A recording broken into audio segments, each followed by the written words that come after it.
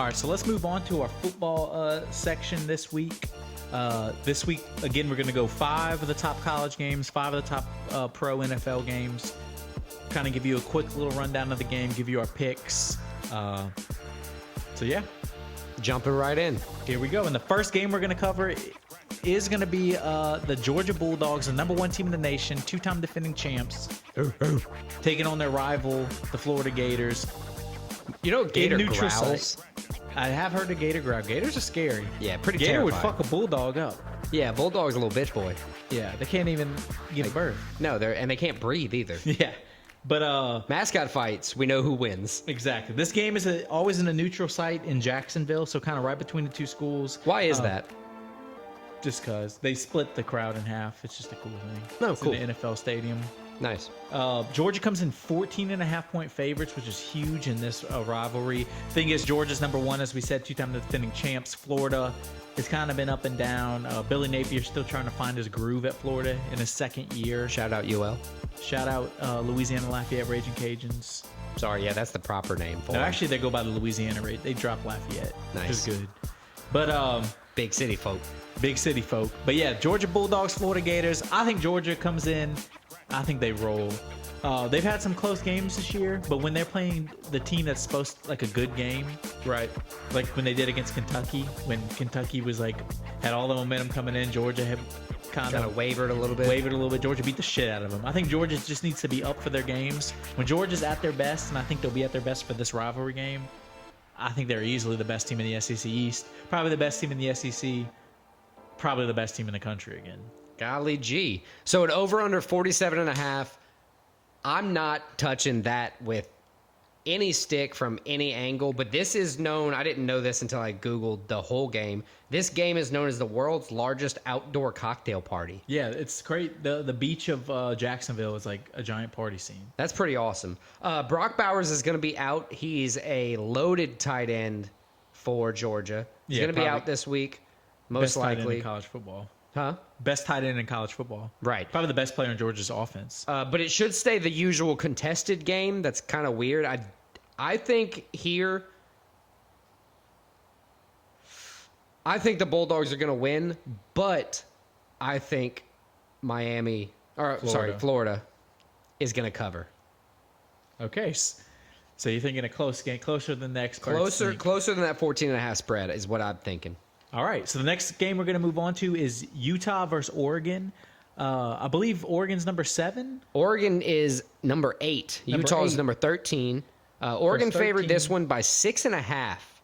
At Utah. At Utah with an over-under 49. Oregon coming off, they're still trying to rebound. They won last week against Washington State. The week before that, had the heartbreaking loss to Washington, their first and only loss so far this year. And Bo Nix is going to be leading that one of the best offenses in college football against the Utes. A tough defense. Who beat USC. Yeah, they beat USC. Who was able to score on them quite a bit, but it kind of showed that Caleb Williams is not that superhuman everybody's, touting him to be. He may be good, but I don't think he's generational. He can be beaten. So, what do you think happens for this game? I think it's going to be a very close game. I want to pick Utah in this game, but I think for some reason something in my gut is telling me Oregon goes in there and gets probably like a 3-point victory at Utah. Oh, so I actually think that Oregon's going to blow out Utah this week. I think it's going to be... So you think a blowout? I think a blowout for Oregon. The reason I think that is because with Bryson Barnes, Utah has just struggled to move the ball through the air, and I think Oregon is going to be able to capitalize on that, mismatch there. Strong defense for Utah, but I think Bo Nix has it. So we're both picking Oregon. I just think it's going to be a close game. You think it's going to be a blowout. Right. I think we'll probably exceed. Oregon will probably cover that spread, and it'll probably hit the over, so it'll just be like a cover kind of situation. I see. So the next game we're going to cover is Duke Blue Devils against the Louisville Cardinals. Both teams ranked. Every team ACC from Louisville matchup. feels like they're the Cardinals, right? Well, I mean, every team from University of Louisville is the Cardinals. Yeah, or no, not is it? What state is Louisville? Kentucky. How many Kentucky mascots are Cardinals? I'm pretty sure just the Louisville Cardinals. Oh, I'm thinking of St. Louis used to always be Cardinals. Or the Arizona Cardinals. There's a lot of Cardinals. There's a They're lot of just Cardinals. Not all. All right, I'm sorry. I'm an idiot. We digress. 20 ranked Duke Blue Devils. Duke coming off a loss to Florida State last week. Not to be, They've lost to Florida State and Notre Dame. So 5 teams, and 2. Yeah, Right. not, Two teams that, like, you can't, like, not bad teams. To lose Louisville to. coming off of a surprising loss, right? right, to Pittsburgh. To Pittsburgh, and they got dominated. They did. It was weird. It was after they had a huge win against Notre Dame the week before, so a huge letdown. So Right, so then they had to sit on that during their whole bye. They lost as a 7-point favorite. Riley Leonard's status is in doubt for Duke, so that'll probably mess with the run game a little bit. But it'll definitely give a different look for the Cardinals. And I was thinking this game, I was picking Duke, and then as we just talked through it, I'm changing my mind.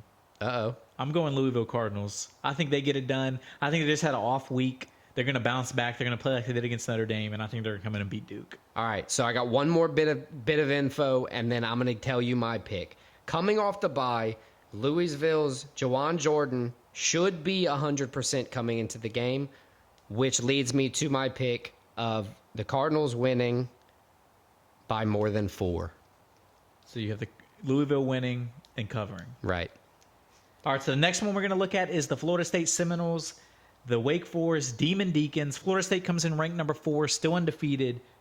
Wake Forest, I believe, is 4-3. They're non-ranked. Right. 4-2, 4-3. 4-3 non-ranked. Florida State comes in a huge favorite on the road, minus 20 and a half.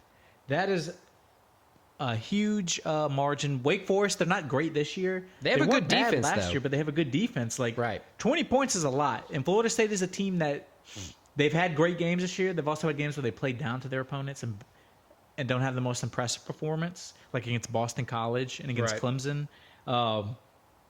Would Jordan that be- Travis, in order to cover that spread, is going to have to connect with Keon Coleman a couple times. I agree, for touchdowns. I think Florida State wins the game. I'm not 100% sure about the spread. That's a big spread against a conference opponent. Right. I think Wake Forest definitely has the defense that is going to hold the scoring down in this game. I think Florida State Seminoles are going to win the game, but I think it's going to be an under contest with Wake Forest covering that big spread. All right, so the last college game we're going to cover is the Oklahoma Sooners, number 6 ranked, still undefeated, taking on the Kansas Jayhawks. Oklahoma at Kansas comes in 10-point favorites. Oklahoma coming off of a scare last week. They were looking great all season, one of the best teams in college football looked like. Last week, almost lost to a struggling Central Florida team, UCF team. They came back right at the end and won 31-29, I believe. I think they were like 20-point favorites in that game at home. They are not good against the spread So this season. they had a letdown game, but they still figured out a way to win. I think they come against Kansas, a motivated team. I think they beat Kansas, and I think they beat Kansas pretty good. I agree with them beating Kansas. Listen, Oklahoma's put up almost 500 yards per game this season. That combined with them scoring like 40-something points per game on Dylan average. Gabriel, or is Dylan or Dan? I think it's Dylan Gabriel, their quarterback. Right. He's probably like top 5, top 10 Heisman player right now. He's having a great season. So they allow yards as well, but they also produce yards and scores consistently. Jalen Daniels will still be out with that back injury. So I'm Kansas picking. just isn't the same team without him. Right. I'm picking Oklahoma all the way. I'm not sure about that over. That's a very high over for a college game, right? I don't know. Scoring's typically high in college. I don't have a gauge on that right now. Though scoring for college is freaky to me. I don't know They why. score way more in college than they do in the NFL. I had confidence on my first 4 picks. I have nothing on confidence for over-under on that one. And with 9.5 points for Oklahoma to cover and the quarterback of Jalen Daniels being out, I'm going to say that Oklahoma is going to cover 9.5 points on the Jayhawks. All right, so it looks like we have all 5 of the same picks. We kind of differ how the games are going to go, though. So that wraps up our 5 college games of the week. Now let's move on to the pro games. Again, we're going to do 5. Pretty much the biggest matchups or the most interest between us in the matchups. Right. The first Our one, favorite matchups, if you will. Exactly. For NFL Week 8. And our first one we're going to look at is the Jacksonville Jaguars going to Pittsburgh, taking on the Steelers. Jacksonville 5-2. I believe Pittsburgh's 4-2. Correct. Both teams looking like they could. I mean, the Jaguars, they had a great win against the Saints in their last game. Scored some points. They've been very careful on offense, very careful with the ball. They haven't they're had 5-2 many turnovers right now. They look like they're trying to make that next step and becoming a legit Super Bowl contender. The Steelers, they're trying to figure out if Kenny Pickett's the guy. They have a great defense. They continue to win some games 4-2. I think this is going to be a great game. I think because it's in Pittsburgh, I think the Steelers are going to figure out a way to win this game. I'm picking the Steelers.